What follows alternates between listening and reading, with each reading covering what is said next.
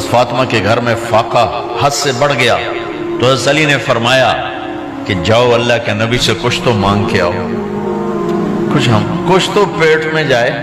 زندگی میں کبھی ایسا موقع نہیں آیا، یہ ایک دفعہ اتنا فاقہ آیا کہ حضرت علی جیسی ہستی نے بھی کہا جاؤ۔ تو آپ تشریف لائیں اور دروازے پہ دستک دی تو اتنا پیار تھا۔ جب حضرت فاطمہ گھر میں داخل ہوتی، اللہ نے ہمیں اولاد کے ساتھ کیا سلوک کرنا ہے، اللہ نے ہمیں اپنے نبی سے یہ بھی سکھایا۔ حضرت فاطمہ جب بھی گھر میں آتی، اور ساتھ ہی تو گھر تھا، دیوار سے دیوار ملی تھی، روز کا آنا جانا تھا، تو میرے نبی بیٹھے نہیں رہتے تھے، آؤ فاطمہ کیا حال ہے، کھڑے ہو جاتے اور تیزی سے آگے بڑھتے، دروازے پر ہی حضرت فاطمہ کا ہاتھ پکڑ لیتے، ہاتھ کا بوسہ لیتے، بوسہ لے کر ہاتھ پکڑے پکڑے بیٹی کو چارپائی پہ پہلے بٹھاتے، اس کے بعد خود بیٹھتے تھے۔ اکرموا اولادکم، میرے نبی نے کہا اولاد کو عزت دو، پھر وہ تمہیں عزت دیں گے۔ ہمارے ماحول میں اکثر ماں باپ نے اولاد پہ ڈنڈا ہی اٹھایا ہوتا ہے، پھر ان میں بغاوت پیدا ہو جاتی، پھر کہتے ہیں اولاد نافرمان ہے۔ آپ نے دستک دی تو کہنے لگے یہ تو فاطمہ کی دستک ہے، خیر تو ہے، پہلے تو کبھی اس وقت میں آئی نہیں۔ تو آپ نے ام ایمن سے کہا دروازہ کھولو۔ ام ایمن نے دروازہ کھولا تو آپ نے استقبال کیا، بٹھایا، پوچھا بیٹی کیا ہوا، اس وقت میں کیسے آئیں؟ کہ یا رسول اللہ بہت فقر ہے، بہت بھوک ہے، آپ کے پاس سنا کچھ مال آیا ہے، کچھ ہمیں بھی دے دیا جائے۔ اتنی صابر بیٹی زندگی میں ایک دفعہ بھوک کی شکایت لے کر آئیں، اور آگے باپ نے پھر پیپر لے لیا، پھر امتحان میں ڈال دیا۔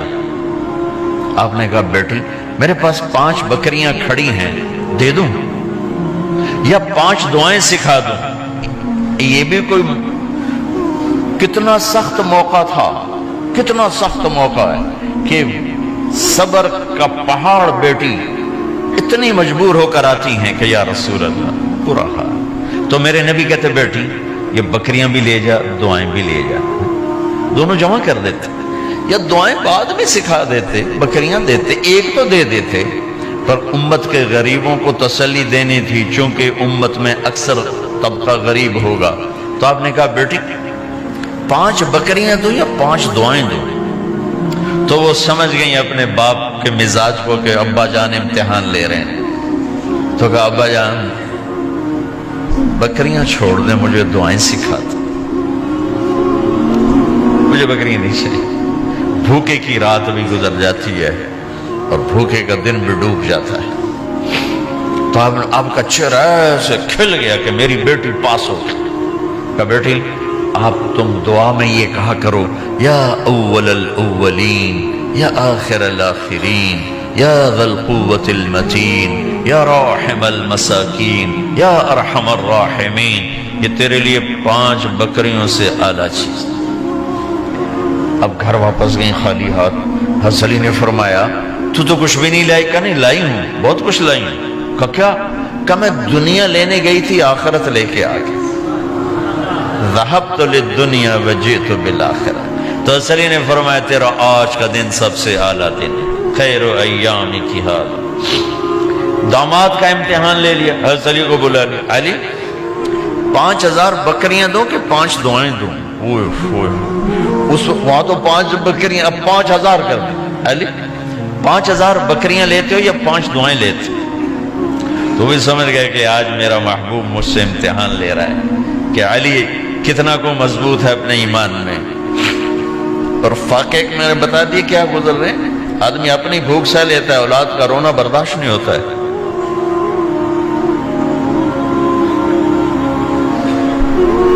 علی 5 دعائیں دوں کہ 5000 بکریاں؟ حضرت علی نے عرض کی یا رسول اللہ دعائیں سکھا دیں، بکریاں نہیں چاہیے۔ میرا نبی کا چہرہ کھل گیا کہ میرا داماد بھی پاس ہو گیا۔ علی تو یہ دعا مانگا کر روزانہ، اللہم اغفر لی ذنبی ووسع لی خلقی وبارک لی فی رزقی وقنعنی بما رزقتنی ولا تذهب قلبی الی شیء صرفتہ عنی۔ یہ 5 دعائیں تو مانگا کر، 5000 بکریوں سے زیادہ ہے۔ اللہم اغفر لی ذنبی، اللہ میرا گناہ معاف کر، وسع لی خلقی، میرے اخلاق عالی شان کر، بارک لی فی رزقی، میرے رزق میں برکت دے، قننی بما رزقتنی، مجھے لالچ سے نکال دے، مجھے لالچی نہ بنا، مجھے حریص نہ بنا، ولا تذهب قلبی الی شیء صرفتہ عنی، جو تو نے مجھے دیا نہیں اس کی میرے اندر سے طلب بھی ختم کر دے، مجھے اس کا طلبگار بھی نہ بنا، کہ یہ 5000 بکریوں سے زیادہ ہے۔ بس فاطمہ رضی اللہ تعالیٰ عنہ سے ملنے گئے، کہا بیٹے میں اندر آ جاؤں، میرے ساتھ عمران بھی ہیں، ایک صحابی تھے عرب سردار، میرے ساتھ عمران بھی ہیں۔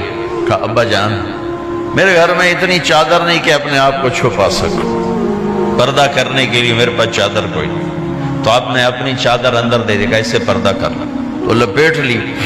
اب اندر آئے تو آپ نے پوچھا میں نے سنا تھا تو بیمار ہے، میں تیرا حال پوچھنے آیا ہوں۔ تو باپ کو دیکھ کے آنسو نکل آئے کہ یا رسول اللہ بیماری بھی ہے اور بھوک بھی ہے، دونوں ہی ہیں، صرف بیماری نہیں بھوک بھی ہے، بڑے بڑے مصیبتوں سے لڑ جانے والے ماتھے پہ کبھی بل نہ آیا، بیٹی کے آنسوں نے پگھلا بھی دیا اور رلا بھی دیا، آپ بھی رو پڑے، آپ بھی رو پڑے۔ پھر کہا میری بیٹی نہ رو، والذی بعث اباک بالحق ما دقت من 3 ایام طواقا، آج تیسرا دن ہے میں نے ایک لقمہ نہیں کھایا، میں تیرے ساتھ۔ اور میری بیٹی میں تمہیں بتاؤں، میرے رب نے مجھے کہا تھا میرے حبیب اگر آپ چاہیں تو احد پہاڑ سونا بنا دو، 10 میل لمبا چوڑا ہے احد پہاڑ، 10 میل، میں احد پہاڑ سونا بنا دوں آپ کی خدمت میں پیش کروں؟ تو میں نے کہا نہیں یا اللہ مجھے نہیں چاہیے، میں ایک دن بھوکا رہوں گا، ایک دن کھانا کھاؤں گا۔ پھر فرمایا بیٹی کیا تجھے یہ عزت کافی نہیں ہے کہ اللہ نے تجھے جنت کی عورتوں کا سردار بنا دیا؟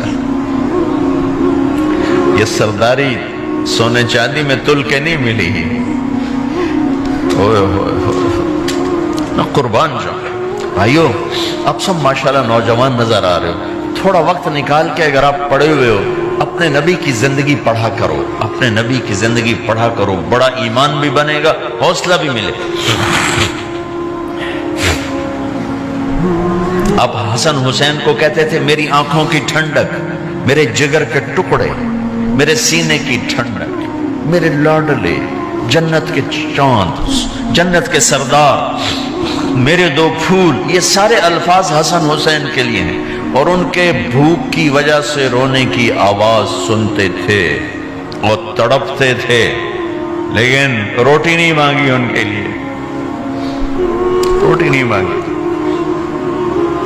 کہ اپنی امت کے غریبوں کو تسلی دینی تھی کہ اگر میں فقیر بن کے جا رہا ہوں تو تمہارے اوپر بھی امتحان ہے، چند دن برداشت کرو۔ آپ نے فرمایا سب سے پہلے میں جنت میں داخل ہوں گا، سارے نبیوں پر جنت حرام ہے جب تک میں نہ چلا جاؤں، اور ساری امتوں پر جنت حرام ہے جب تک میری امت نہ چلی جائے، سب سے پہلے میں جنت میں داخل ہوں گا، وما یا فقراء المؤمنین، اور میرے ساتھ میری امت کے غریب لوگوں، میرے ساتھ میری امت کے غریب لوگ میرے ساتھ پہلے داخل ہوں گے۔